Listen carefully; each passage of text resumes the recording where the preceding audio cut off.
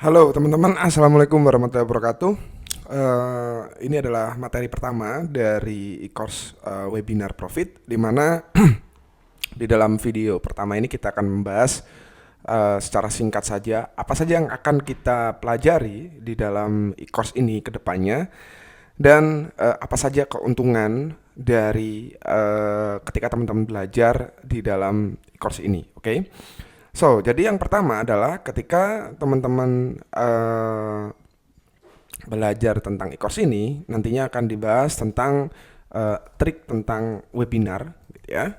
Kemudian yang kedua adalah bagaimana cara mengadakan webinar yang tidak boring, ya. Maksudnya di sini adalah webinar yang asik, gitu ya.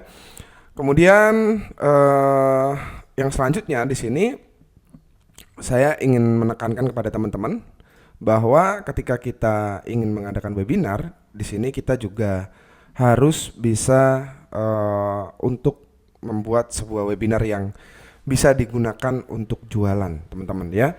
Jadi bukan sekedar ini ya, bukan sekedar mengadakan webinar kemudian kita selesai nggak ada lini jualannya. Ini agak gimana ya, misalkan kita berbicara tentang webinar, itu memang baiknya kita setelah webinar kita biasanya mengadakan sesi untuk tanya jawab, dan setelah itu jualan.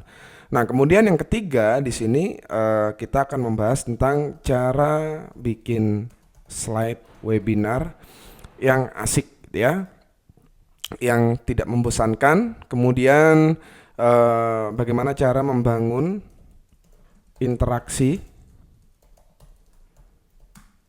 webinar, gitu ya. Biasanya kan kalau kita menjadi peserta, gitu ya, biasanya kan ada tuh webinar yang boring, kemudian membosankan dan sebagainya. Kemudian tentu saja yang selanjutnya kita akan membahas tool yang digunakan untuk webinar.